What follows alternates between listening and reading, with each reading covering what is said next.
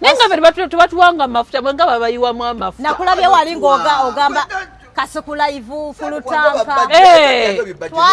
kati senga wabeera ku Bajjo ate kati Bajjo yaddayo okusoma nekitegeeza kimbuna agenda kola anti ono yali azaala wa Bajjo mbo his illiterate biki neba naye fitina y'abakazi nekiremerawo kino oli ayinviting oli to go on a date n'alemerawo munnange let me tell you something kyemwerabira nti oli bw'akosebwa nange mbeera nkosebwa indirectly mwesibako bwesibi bintu watya yo kuleka mu buwulu ubeere wekka nga tolina boyfriend which is okay naye at least tusigala tuli ba mikwano. Education to me doesn't matter. Never nagera kulaga cause presentation ayina ekigatto wansi. There is still something missing. Sense of fashion class. Misses class. Thank you so much. Okitegedde. Nalaba ekigatto nengamba what is this honestly? No, but so will I eat English? Will I eat education? I'm not happy. Ebigatto byayamba bibanga mwato begati. Nalaba engatto nengamba naye abafu. Ate munagamba mu bya bbeeyi. Mu bya bbeeyi bwagamba. Then recently nagenda teka ekifaananyi ebbuto liri bweru. What are we on? Gaina echupa ya be. What is that? Ono naye ayina ebbuto. Alivika. Simanya 2 pack zikyaliwo. Zo wali oyogerako. Nkyali ku 1 pack. Naye eventually nja kiggusa. Banne nanoonya ne 2 pack nembula n'onvuma. Kubeera kukkiriza. The moment you have faith, you can move mountains. Yeah, you can. It's just that simple. Yeah. So, but you know, idea the owawandibadde Bajjo go omukyusa. I think kasuku wenatuuka what I've seen, I've been there, done that. Nekumyaka jange sijja kuddamu ku motheringa musajja sijja kufuuka mama wo. I rather get someone ngali at least fine tuned sigenda kutandika kukulabirira ate kati Bina akutwale sina maanyi ago. Kasuku live akutegekede luseke nyamu kukuuma bagagga edition kyaliwo kyabawo enono season ya 14 December 2024 kuyaya extra ekisaasi kulya kunywa kunyumyamu abayimbi ne bacomedians bakubawo emiza ya million 2 bino byababa bino byabanene nga tusubira abagagga bonna mu kibuga era gwayagala okubukinga emmeeza 0758 888 542 biwagidwa yaya extra ekisaasi Kasuku live ne code best group of companies.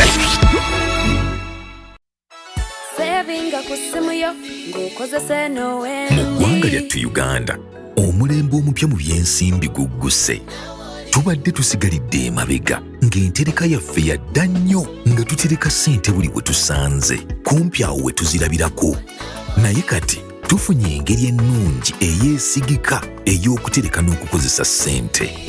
Genda ku Google Play oba App Store oteeke Wendi app ku ssimu yo oba nyiga *229# oteeke ssente w'olaba era weesigika ate mwattu zikukolera amagoba buli lunaku. Genda ku Google Play oba App Store oba nyiga *229# okwewandiisa. Wendi wonna w'oli.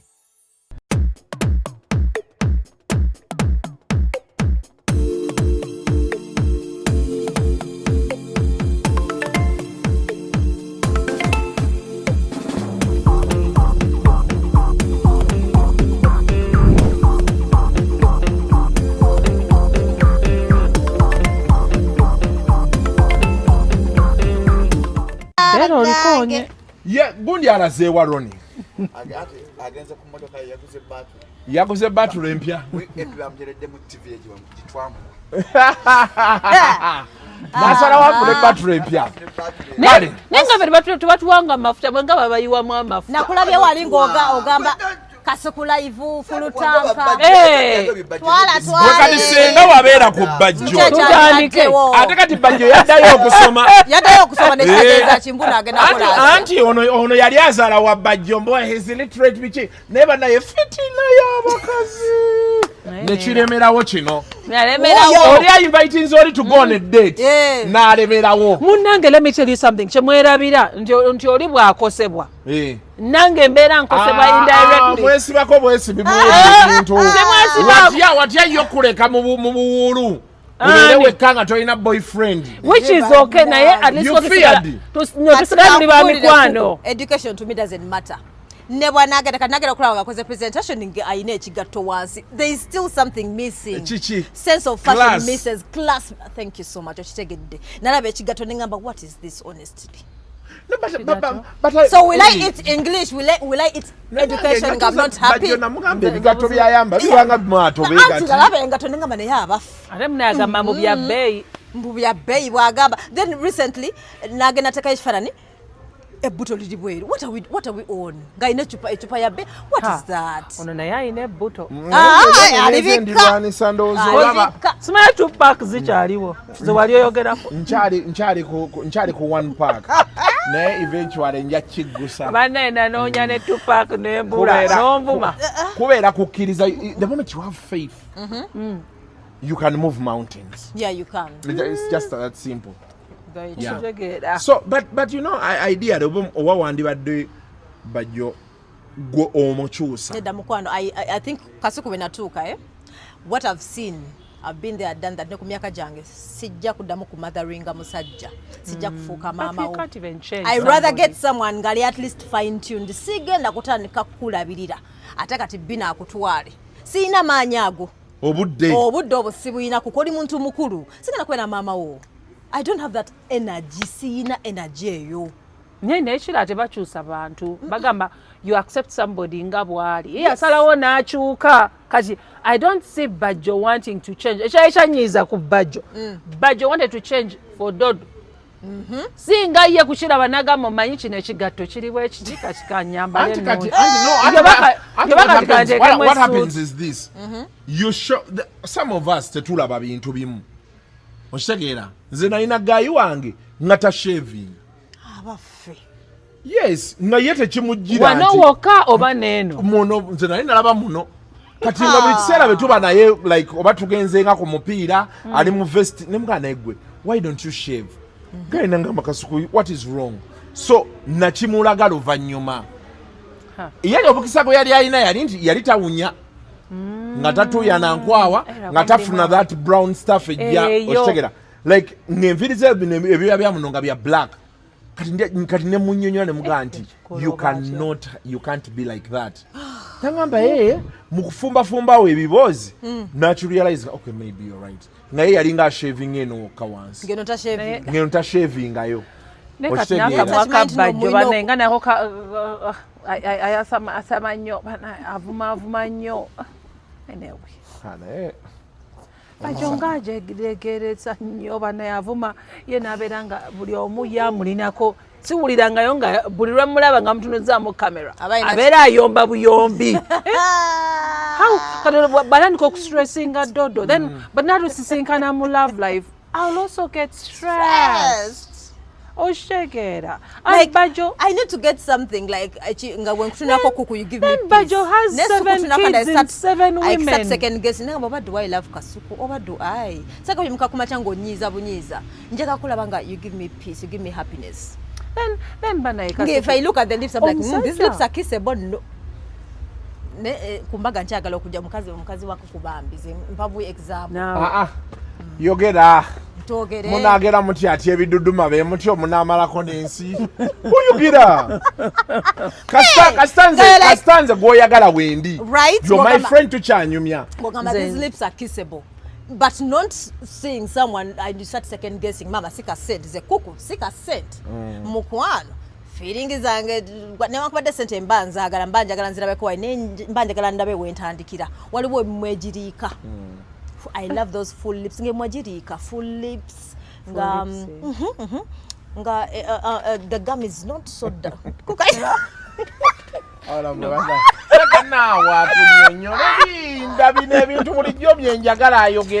No, it's okay.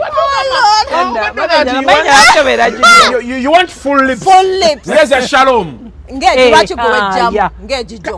Full lips batuka jemi Kwa shalom ajikozesa bubi kati ye sijiraba. Nakunzita. Sijiraba. Emimu ajikozesa bubi. Such a joke. Like, please, thank you. never okitegedde. So agambye ideally should want a man who has like full lips. Yes. I didn't have full lips. Kitegedde. Oh, right. Okitegedde.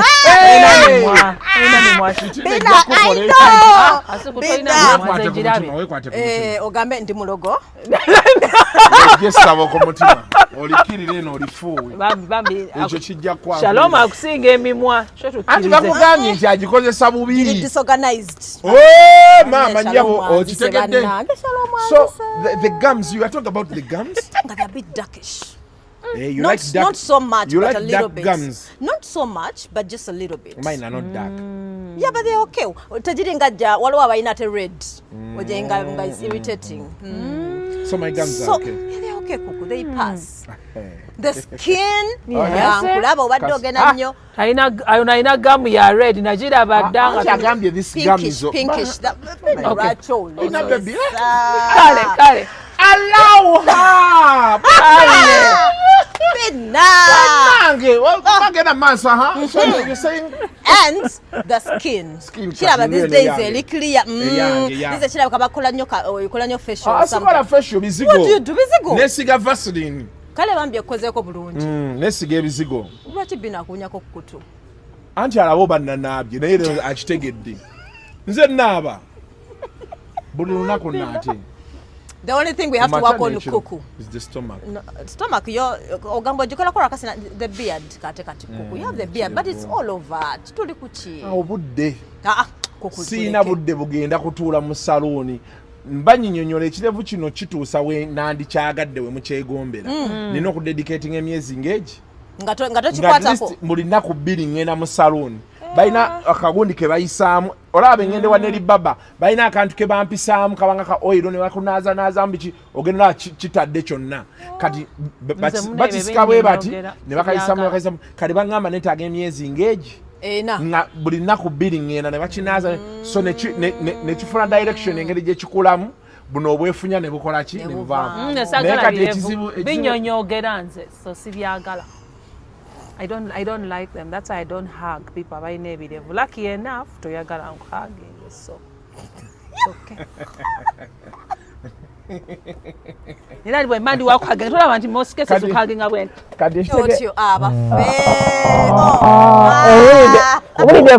Kumukolo tori.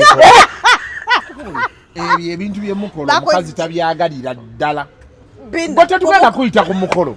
Ate emikolo gitusembedde. Lwaki onnemesa emikolo? Omukazi azze abawandiika mwenna abali mu baserebu abanneeteekateekako.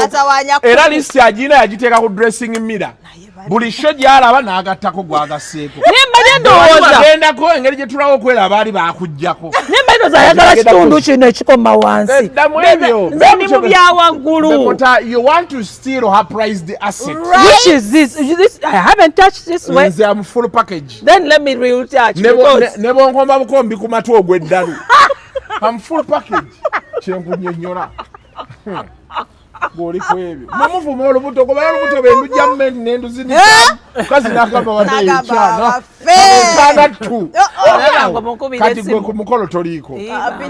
Kati oba togamba nti kirevu kyokka. Kirevu, yes.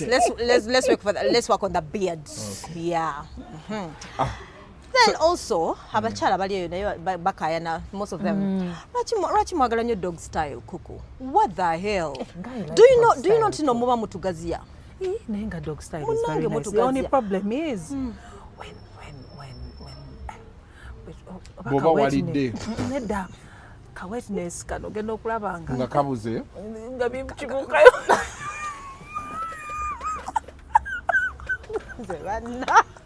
Ayi wali obuzibu. Ale kati nze mera sagala kibota. So tobana kyo. Tabana ebula n'enyinyala. Kati tobana kyo. Asirike. That is the only problem. Nenga I really like. Oh, you when you still enjoying ogenda okulaba nga. Asirike. I can't believe this. What did I? But women say they want back shots. Yeah. That's what I hear, and most women say that from behind I think you hit the real place. But I think it depends as well. Because I think bw'okutaba mbundi n'alimentary canal ekola ki? Naye njagala ng'okuba It n'ekabiri. depends. Kati omubiri gutu. I like also the sound of the bat n'okubako.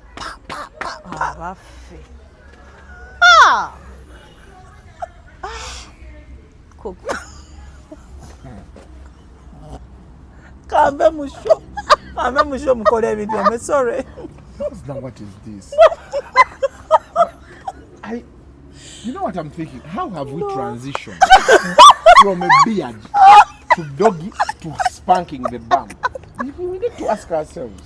How did we get there? How have we transitioned that fast? You said the shorts. Back shots. Says. Kati nange ndyoka nkugamba you complement it with heating. Because kati naye I think it's nice ng'omuntu ng'ayina nyash nga nneneko. Yeah. Lwakuba kati ate people with big nyash oluusi penetration ezibuwalamu. Waliwo oluusi amabina we gagejja. Mpozi lwakuba bibeerako binnamakula. Ababbi. So people with big nyash is just what, sewage? Sometimes it is sewage. Me what I'm You look at things and say what a lot of shit. Bina said that those people with big nyash, so that means whenever I see a man with big nyash, I just imagine. Men with big nyash. You haven't seen them. Like abasajja balina amabina nga kugaba tusiga amabina tobalabangayo bambireka bamuzo wange yatwalaga mama muto wa bina ziki manyoga naba naye ine bina dene producer olabye ebyokulya olabye ebyokulya n'agenda. So you are saying women are saying that they don't like doggy. Most of them, unless most of them. No, seriously. Mu comment section wama mutubulire. No, seriously. Raise that issue again. First of all, seriously. It depends. Most women are saying what? Most women complain about the doggy style. You make that area mutugazia. For real, in most cases, I'm serious. Most of them. Do you know that you go deeper? No, but that is what women want. The thing is, there are men who don't know how to go deeper. No, how to read a woman. Number one, they don't know how to go with a flow. What you take, but it's the work of the man. And even the woman has to do some work. Yeah, no, you can't do some work on your body. No. You can, like you wiggle. Yeah, you have to. Or when I know, you give the man. The last time you did it, did you wiggle? This one says closes her eyes. I don't know, but I don't think. No, you can't wiggle. Okay, you can. You can wiggle? Yeah, you try. Depending. That's like wiggling dog style. Oh, you wiggle. Bina, you have to wiggle. Anyways, so sijukira chiri Bina you have to switch off the lights. Hey, you switch off the lights? Oh yes, you have to. Switch off the lights. I'm shy. So you have to switch off the lights? But ina kulaba. Bakubanga obo ine ebinyamanyama. Incidentally sirina nera nsasira baga. Olinzo ko ine ebigodogodo wano wewa. Nedda ndi just shy. Mbera sagala omanyite binyuma ngo musajja akumanya. Lwaka fene tulina kakamogo. So mbera ndowooza kati ng'olubuto bwe luli olunene. Enzo okuvaayo nga kifiga. Obo ine ebinya ku Bina. Sina binya. Incidentally my butt is nice. Ne bolaba. Ate nga nkuliridde naye kwata kolabe. Gwe ku mukolo tetugenda kuyo biti byoleta. Nkwateko. Kumukolo tagenda. Bamujjeko. Mulimu abantu abamu munnaye nga bina makulu obiwulira. Bina baby. No. Bina baby. Sijja kusobola kuba na lusirika mu December waka. Christmas. No, you're just touching. Kamuliriza oluyimba lwa we wish you a Merry Christmas mirembe. Katali mu lusirika. Kasimula. Yeyo mwekwata ku mabina ne Bina. Okay. Alabika singa n'okunzinga. Ate si yayina Bina. Okitegeera. Mugenda maaso. Olya Bina. Talina Bina. Ayina kamukyala nga Bina limulinga lyakusaasira. Naye alinaaza bulungi obusi buno lyakulinaaza. Si lyangu. Ali nno banna. Ndowooza owulidde. I think, but Bina, do you want to cook at my place? Oyagala kufumba wange? Because I mean, No, It's too much. over the years, Bina, there have been signs of you wanting me. You can just come out of the closet Right? and you say, Kasuku, I love you. Kati, kisigale jendi to assess it. Because what is this? Ombuzo oti oboli anabe Bina nebikula. Kati nze namanya ntya. Kasuku mama tonze cha. I know. Let us talk about Shoot it. your shot, Bina. If you want to Shoot your cook, shot? say it. Nze ndabe okirindekere. Yes. Chikola te chikola. What terms and conditions on how you get the reply? Kasuku batu baga Bambi Bina is single and searching. Not searching, Bina. Andi wagamba mbuno mbuyagala omuntu anaafa mbuvuke namwandu nekyo kigwe kati nange nga sitegeera kati gwe wenyigewo Ngoli afudde. anti wali ogamba muno wagamba Bambi Bina is single and searching. Ebiseera ebyo nasangako omuwala ng'akola mu mochare Akola mochari. nga akuba emirambo eddagala n'ajambaza bulungi engoye make-up Ku sente ne mme. baziika. Ali eyo ate nga bamusasula emitwalo 7. Ne bagamba mbu abantu abo bamu Nsanvu is a Uganda. munayo lwakwa waliwo bwe mmanyi Na Hizo Uganda. sente ntono. Nera waliwo- Nsanvu a month. baneroza buli mufu A month. 7 wano. Era ebiseera ebyo twali tunyumya nanga bizinesi ebeera siro nnyo mu October awo September. Naye November, December awo January tukola. Accidents ziba nyingi kituufu. Nti abantu bafa accident. Accident. Abalala bano bakomyewo wabweru ne babatuga. banaye kifo ekigende wala Kati n'abo abantu nabo babala emirimu. ngwe ngambe nze nali ewa pastor Serada bino ebasabira aba Wednesday nempulira omusajja nga gaba naye mukama luli watuyamba n'otuleetera mukenenya abantu ne bafa nnyo kati abaana tebasimanya bwanoonya school fees Abantu tebafa. naye nga yali atunda coffins nali ndi mukusaba navaawo buvi nensembera eri nga ye ayagala abantu baffe Akole. ku Wednesday zibeera gundi That is the kati osabira wa Pastor Serwada. kati ndi ku All Saints Church erimu naye navaayo nga sibisobola Ewa Bujingo. Wa soda. naye kati naye amusobola Nego owa Pastor Bujingo waviirayo ddala. navaayo Lwaki? nawulira nga mulwanira entalo ate nga sinze nina omulwanira entalo Katonda we yalina omulwanira entalo but even he told me that bwe ndiwuliranga sikyawulira mwoyo tambule ngende kati natuukanga nga bitumaliriza okusaba ng'alina bayomba nabo all the time nempuliranga buli lwenzireka tuwandaba ne ku ddembe nga nnyomba na buli kiramu ekyali kyogera ku Pastor Bujingo nenyomba naye nga bye nali nyombera nno nze nga simanyi nti nabituufu nga ndooza bamuwaayiriza olwolutalo nenduteeka wali netutandikola neŋŋamba kati bituufu netandika kati kulwana ekyavamu nenvaayo naye kati it wasn't easy to get another church but now at least go to All Saints Church ne mutundo wa Pastor Tom now I have peace of mind. So what I did, I blocked and then I moved on. So ewe nkulaga wano ali blocked. You blocked the pastor. Ya blocking a pastor. Zonna Tachayagala. Waki wa mbuloko? Yali aviewinga status ze. Ngona alaba status za pastor. Nga pastor alaba nnyo status za Bina. Na commentinga. Kale sometimes wale yamweza ko messaginga bolo buno yamweza message Bina zina tabi wambuza who is this? I'm blocking zonna naye nazirekamu just in case.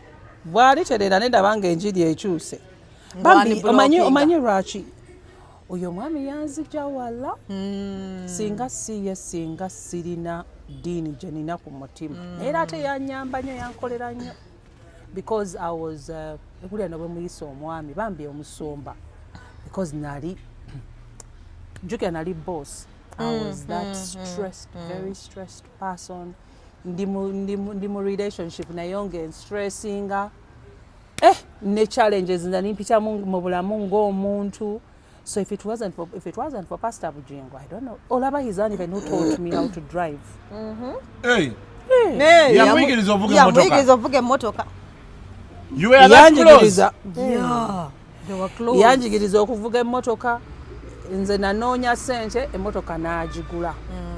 Namugamba bugambi njagala RAV4 n'angamba kabuulire omuntu we n'emmotoka n'agigula. Nera bw'obuuza abali wa Pastor Serada then bamulaba nga yanjigiriza nsi agenda mu driving school. Driving school nagigendamu later nga nina kufuna permit. In fact, even when you look at it, the wife thought bamugamba nera omwami we yakugulidde emmotoka RAV4 yali amanyi RAV4 yiye kumbe RAV4 kawampomera kaali kanga ate ku ssente zange oshegera. So we're tight. He's not even who taught me how to abstain. How would I have abstained for all that long? Abstaining as in obutaba na musajja. I don't know why he didn't work. He's analyzing this whole conversation. No, but I've enzo ono binakweka bikweke byonna. Ebyateddi ebyamunyiza ono. Ebyateddi okumu. Ebyateddi bujingo. Awe wanyigira nga baawukanye. Neda ekyanyiza. Twali tukyakola ffenna. Okay, ekyanyiza. I'm disappointed. Okay, ekyanyiriza ddala kale ekyatandikira ddala okunyiiza kale. Ekyatandikira ddala okunyiiza. Pastor yali ayogedde nti he's happy and I was also happy for him. Ne mugamba naye alekerawo okuvuma omukazi. Nachyogerako ne ku Love Life Lomo. Yes, I remember.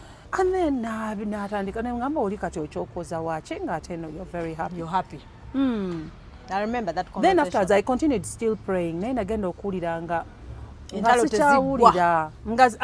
Like waliwo w'otuuka nga tokyawulira. Naye people think I could have been on the list of those that were dating. They think I left because I'm jealous. No. Jealous. Baloza they dated. Baloza Bina ex wa bujingo. I don't know why they always say that. Crazy. Yongerako musumba. But me, I didn't know all those things. Musumba I didn't know you were that close. We were very close, my dear. They were close. Very, very close. Very close. Kino kyolaba.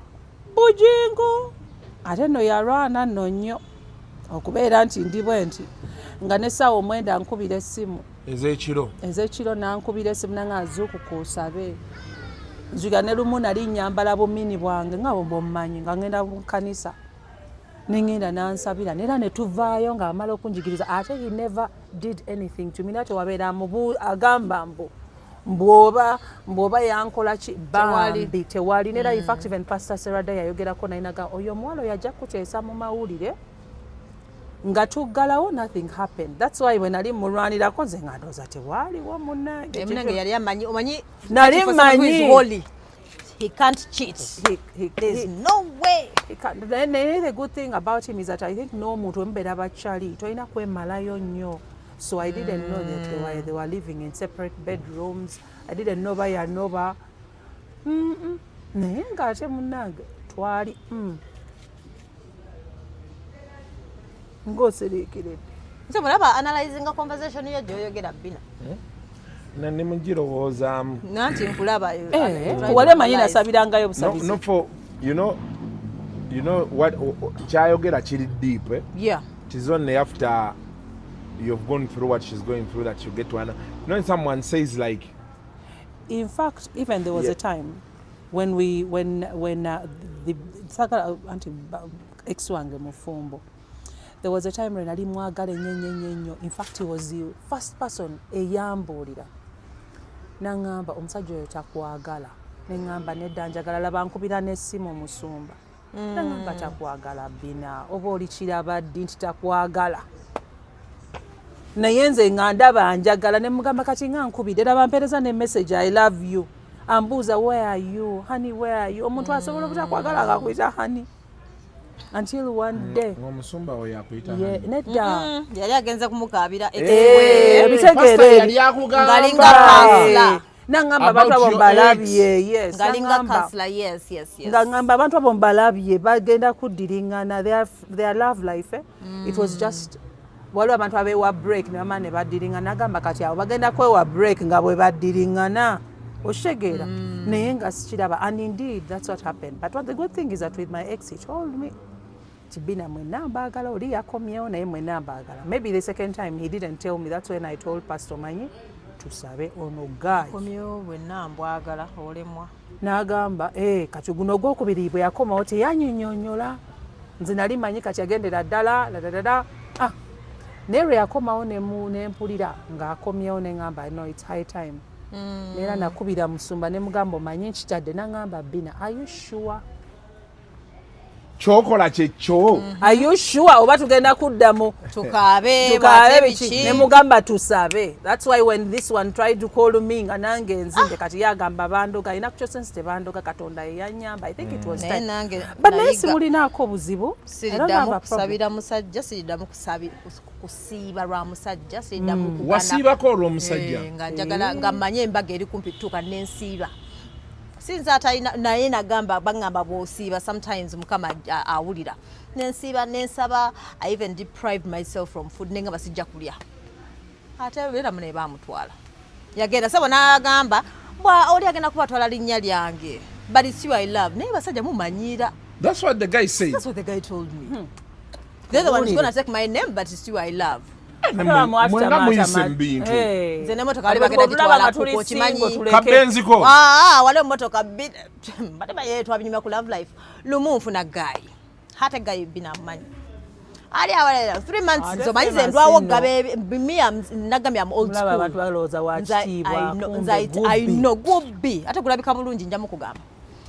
Munnange I'm someone old school. I first take you along. So if you can't wait, go man. I give you 6 months. This serious. 6 months. 6 months. Ngolinda animal. Hey. Well, I hope it's breathing. I don't.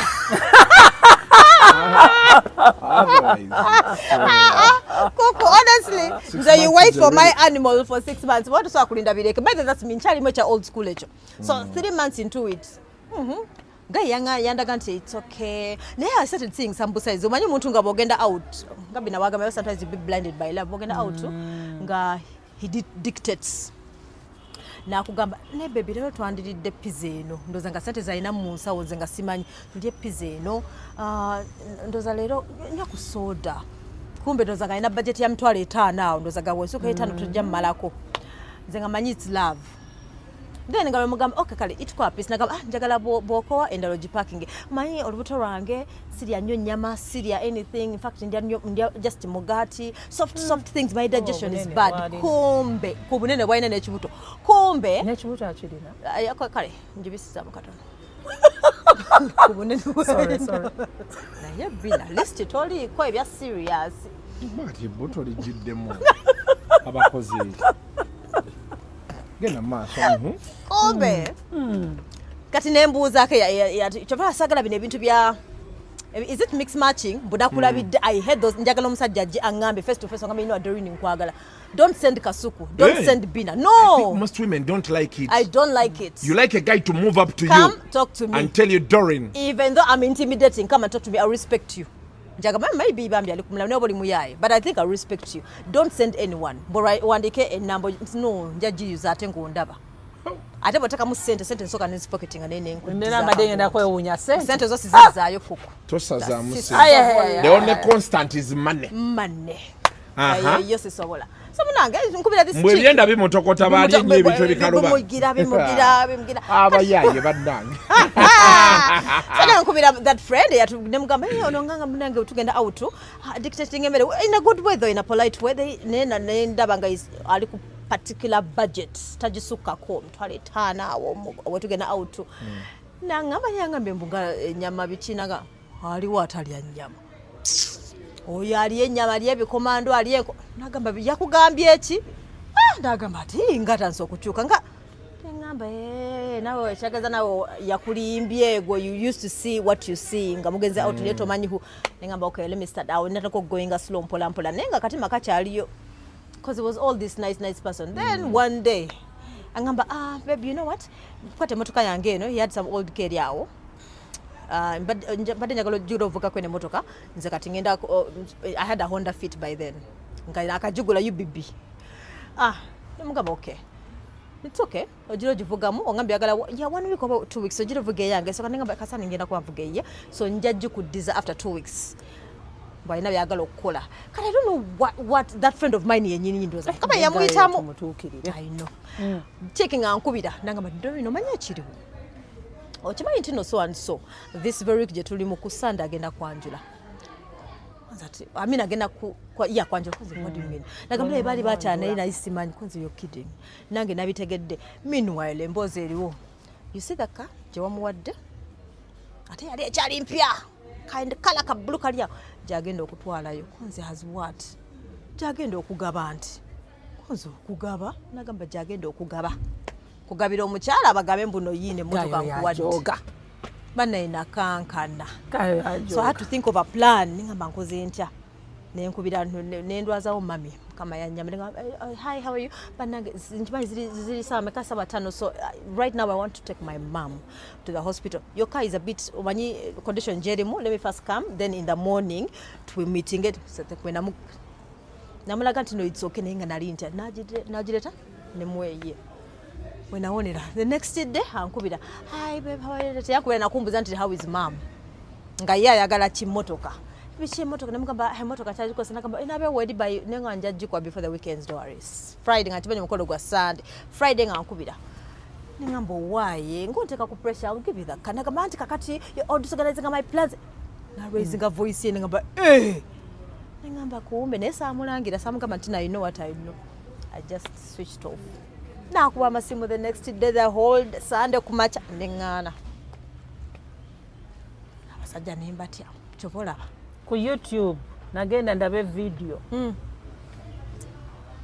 Oloza yagaba emotoka yagaba kati yange nina wamuonera nnyo kati katwande bali tulaba ka UBB katambula ka bulu kali wali katambula gakanga bwe mera mulavu mbera stupid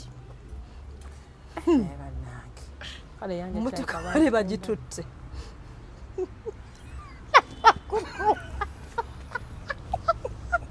why are you saying okay like man you're in shock yeah like people are going through serious things and the thing it's is not like serious but like but they man, lied, they how can do you lie. be that dry you know you're offering your girlfriend's car yes. because tusobola kitegera nti walo chaliwo go wajijjeko ne girlfriend the one you claim to love kati yabera tatidde confusion enebawo ngo yagala emotoka eyo atomanyi with 2 weeks agenda jivuga bamale bamugambe you know what kati budget aga ku bondi ebyo webityo I don't know his plan they yangamba ko a week yangamba mino babe wala byinzo okuwulira oba nolaba ku mawulire but wale wonzi simanyambu oli ndimuyamba ko kufuna bayita batya mpapula kati then it clicks later ngamba baby no preparing my mind if I see na basajja balimba bannange toyogera banerinnya